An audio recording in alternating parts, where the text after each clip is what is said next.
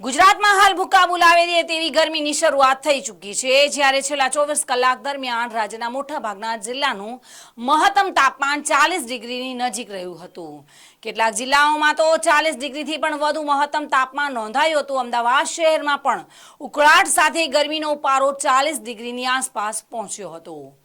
ત્યારે આગામી દિવસોમાં હવામાને કયા જિલ્લાઓમાં હવામાન વિભાગ દ્વારા હીટ વેવની આગાહી સાથે યલો એલર્ટ કરાયું છે, જોઈશું આજની આ સ્ટોરીમાં.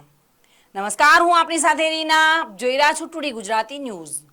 3 દિવસ દરમિયાન સૌરાષ્ટ્ર અને કચ્છના કેટલાક જિલ્લાઓમાં હવામાન વિભાગ દ્વારા હીટવેવની આગાહી સાથે યલો એલર્ટ આપવામાં આવ્યું છે.